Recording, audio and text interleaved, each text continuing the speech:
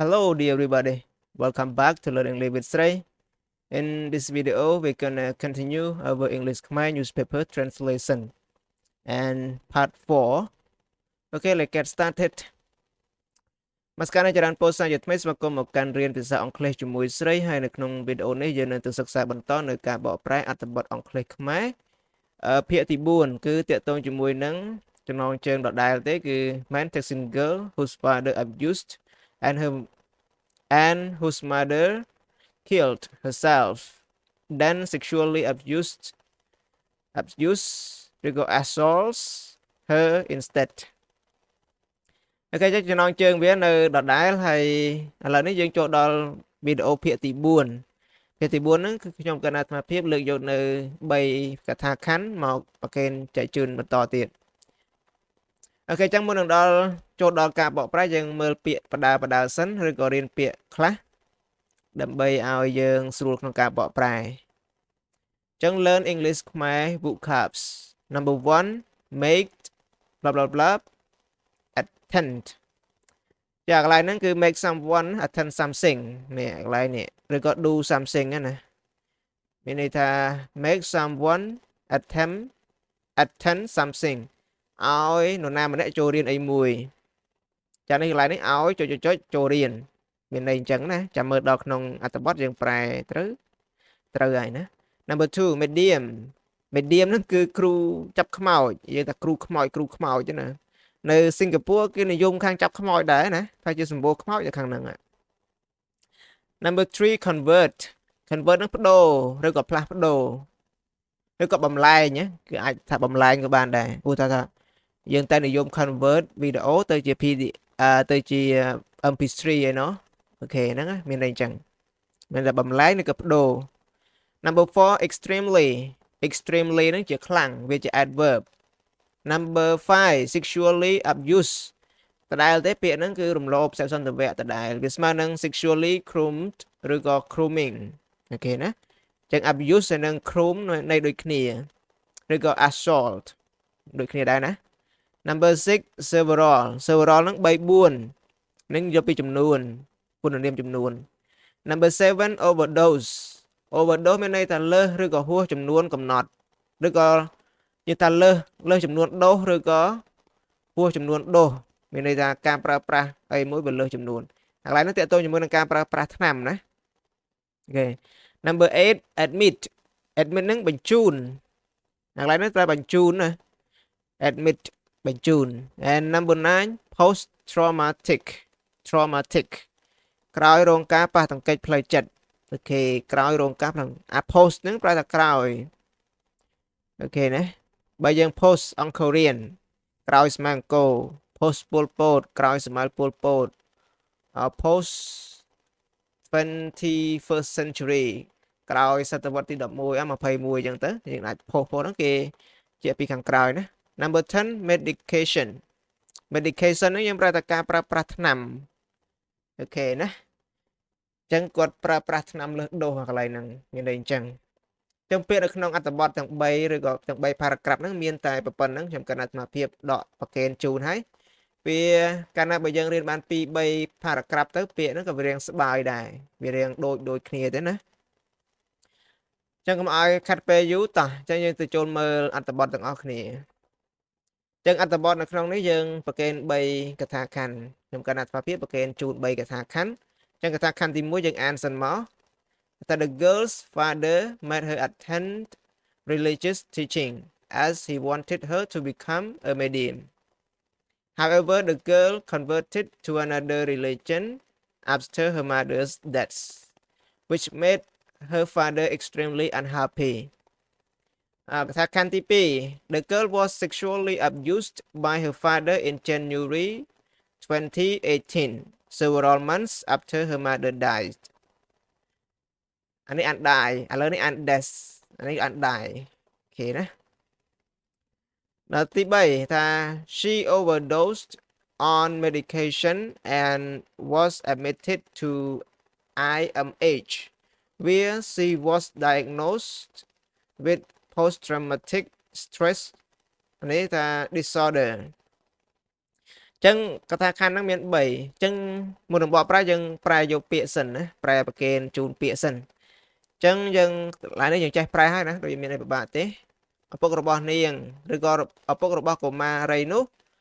anh ấy lại ní made để chỉ past simple trong căn mà phía bạc kên chỉ present là về trong này dân đã past simple chân ban ao niềng nè ban ao niềng trồ riêng cả bồng riêng robot sasna mùi rồi gọi robot sasna cả bổng riêngរបស់សាសនាឬក៏នៃសាសនាដតីឬក៏សាសនាណាមួយចឹងណាចឹង religious teachings ការបង្រៀនរបស់នៃសាសនាណាមួយព្រោះអាកន្លែង as កន្លែងនេះមិនមែនប្រែតែដូចជាទេណា as កន្លែងនេះវាភ្ជាប់ប្រយោគនឹងប្រយោគនេះអានេះមកប្រយោគហើយដល់ពេលនេះមកប្រយោគទៀតនេះដល់នេះចឹងវាពីរប្រយោគចូលគ្នាអញ្ចឹងប្រែកន្លែងហ្នឹងប្រែតែដូចពីព្រោះណា as ហ្នឹងยังមិនប្រែតែដូចទេបើវាដូចវាទល់ណាតែវាហ្នឹងជា preposition បើវាជា preposition ខ្ញុំប្រែថាដូចហើយដូចជា as you ឬក៏ as teaching អញ្ចឹងដូចជាការបរៀនអញ្ចឹងបើកន្លែងនេះមិនមែនប្រែអញ្ចឹងទេណាប្រែថាពីព្រោះគាត់ចង់ឲ្យនាងនេះចង់ឲ្យកូនរបស់គាត់ណាចង់ឲ្យនាងខ្លាយទៅជាមេឬក៏គ្រូចាប់ខ្មោចម្នាក់តាហ្នឹងគាត់ចង់ឲ្យកូនគាត់ហ្នឹងខ្លាយទៅគ្រូចាប់ខ្មោចនៅសិង្ហបុរីនោះហើយជាសម្បូរខ្មោចឲ្យយើងចាប់ដែរមើលទៅអូខេតោះទៅទៀត however ហ្នឹងទោះយ៉ាងណាក៏ដោយវាស្មើនឹងពាក្យ but ហ្នឹងប៉ុន្តែវាពាក្យនេះគេនិយមប្រើអញ្ចឹងព្រោះវា logic ជាងណាអញ្ចឹងថាទោះយ៉ាងណាក៏ដោយ the girl converted to another religion ក្មេងស្រីខាងលើនោះបានដូរណាបានផ្លាស់ប្ដូរឬក៏បានប្ដូរទៅសាសនាដតីនេះ another ហ្នឹងដតីទៀតបន្ទាប់ពី after នេះបន្ទាប់ពីមរណភាពរបស់ម្ដាយនាងអាកន្លែងនេះជា preposition ហ្នឹង after នេះអានេះនាមអញ្ចឹងនាមទាំងអស់ noun phrase ដែលទូជា object របស់ after ហ្នឹងបន្ទាប់ពីមរណភាពរបស់ម្ដាយនាងដែល which មិនប្រែតាណាមួយទេ which ជា relative clause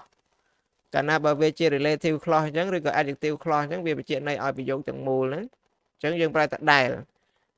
អីដែលការផ្លាស់ប្ដូរនេះដែលការផ្លាស់ប្ដូរទៅសាសនាដទៃហ្នឹងធ្វើឲ្យឪពុករបស់នាងហ្នឹងមិនសប្បាយចិត្តជាខ្លាំងឬក៏ខឹងជាខ្លាំងមកទៅ unhappy ហ្នឹងមិនសប្បាយចិត្តឬក៏ខឹងជាខ្លាំងអូខេប៉ុណ្ណឹងហើយបន្ទាប់មកក្រាបទី2ថា the girl was sexually abused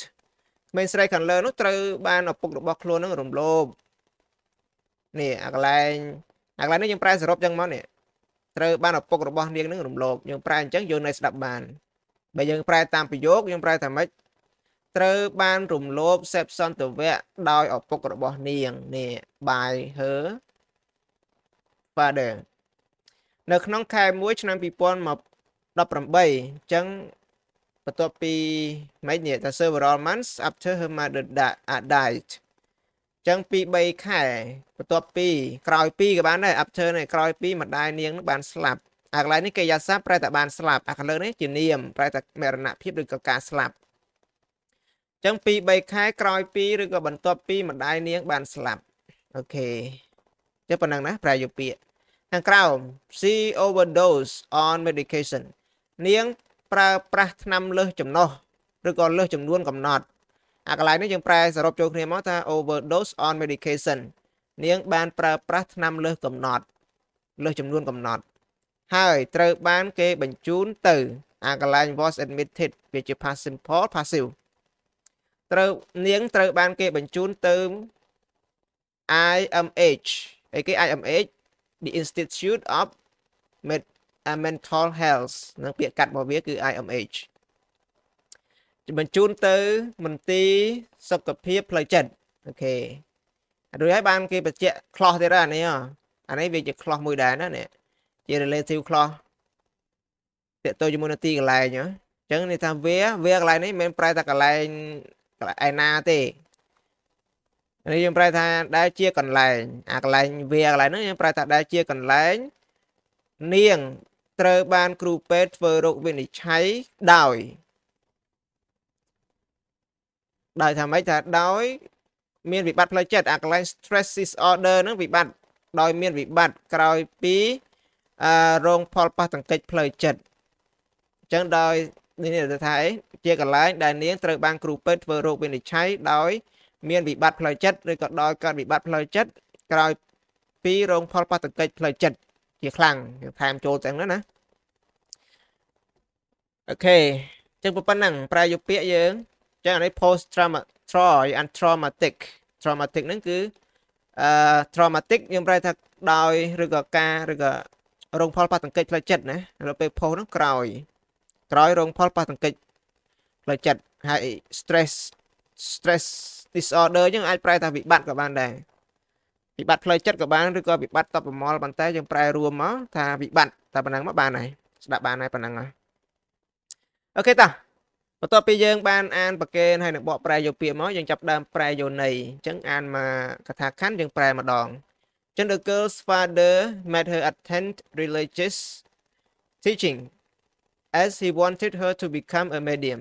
However, the girl converted to another religion after her mother's death, which made her father extremely unhappy. ឪពុករបស់ក្មេងស្រីខាងលើយើងប្រែចឹងមកឪពុករបស់ក្មេងស្រីខាងលើបានឲ្យនាងចូលរៀនការបង្រៀនរបស់សាសនាពីព្រោះគាត់ចង់ឲ្យនាងក្លាយទៅជាគ្រូចាប់ខ្មោចម្នាក់ចាប់មកខានហើយយើងប្រែមកទៀតទោះជាយ៉ាងណាក៏ដោយក្មេងស្រីខាងលើបានផ្លាស់ប្ដូរទៅសាសនាដទៃបន្ទាប់ពីមរណភាពរបស់ម្ដាយនាងដែលធ្វើឲ្យឪពុករបស់នាងនឹងមិនសប្បាយចិត្តជាខ្លាំងឬក៏ខឹងជាខ្លាំងចប់មកកថាខណ្ឌចូលកថាខណ្ឌទី2 The girl was sexually abused by her father in January 2018 several months after her mother died ក្មេងស្រីខាងលើនោះត្រូវបានរំលោភសេពសន្តិវៈដោយឪពុករបស់នាងនៅក្នុងខែមករាឆ្នាំ2018ពី3ខែបន្ទាប់ពីម្ដាយនាងបានស្លាប់ឬក៏ក្រោយពីម្ដាយនាងបានស្លាប់ She overdosed on medication and was admitted to IMH where she was diagnosed with post-traumatic stress disorder នាងបានប្រើប្រាស់ថ្នាំលើសចំនួនកំណត់ហើយត្រូវបានគេបញ្ជូនទៅកាន់មន្ទីរ IMH ជាកន្លែងដែលនាងត្រូវបានគ្រូពេទ្យធ្វើរោគវិនិច្ឆ័យដោយមានវិបត្តិផ្លូវចិត្តណាដោយវិបត្តិផ្លូវចិត្តក្រោយពីរងផលប៉ះទង្គិចផ្លូវចិត្តយ៉ាងខ្លាំងនិយាយថែមទៅណាកន្លែងខ្លាំងហ្នឹងបន្ថែមនេះឲ្យវាស្ដាប់ទៅព្រោះអញ្ចឹង Okay, thank you everyone for watching my video. I hope you like it. If you did, don't forget to subscribe to my channel and ring the bell to get all notification. For someone who want to learn English grammar, let's check my channel and go to playlist and you will see the part of speech, the special structure and newspaper translation. អញ្ចឹងបើសម្រាប់មិត្តអ្នកសិក្សាណាដែលចង់រៀនវេយ្យាករណ៍ឬក៏ចង់រៀនទៅវេយ្យាករណ៍សុទ្ធឬក៏ចង់រៀនបែបបកប្រែអក្សរដកប្រែកាសែតយកពាក្យឬក៏ចង់រៀននៅសំណងប្រយោគពិសេសអាចចូលទៅក្នុង playlist ហើយអ្នកទាំងអស់គ្នានឹងឃើញ playlist តាមអ្វីដែលអ្នកចង់បានឧទាហរណ៍ចង់រៀនវេយ្យាករណ៍នៅក្នុងហ្នឹងចង់រៀន part of speech នៅក្នុងហ្នឹងហើយចង់រៀនការបកប្រែកាសែតក៏នៅក្នុង playlist នោះដែរអញ្ចឹងខ្ញុំកាន់អាទិភាពផុសទៅដាក់នៅក្នុង playlist រៀងវីដេអូបើវីដេអូណាតាក់ទងជាមួយនឹងកាសែតខ្ញុំកាន់អាទិភាពបញ្ចូលទៅខាងកាសែតវីដេអូណាតាក់ទងជាមួយនឹងសំណងប្រយោគពិសេសអាត្មាបញ្ចូលទៅខ្ញុំកាន់អាត្មាភាពបញ្ចូលទៅក្នុងសំណងប្រយោគពិសេសហើយវីដេអូណាតាក់ទងជាមួយនឹង grammar ឬក៏ part of speech ខ្ញុំកាន់អាត្មាភាពក៏បញ្ចូលទៅតាមនឹងទៅអញ្ចឹងសង្ឃឹមថាអ្នកទាំងអស់គ្នាអាចទទួលបាននៅការចែករំលែករបស់ខ្ញុំកាន់អាត្មាភាព Okay, thank you everyone and hope to see you back again very soon. Goodbye.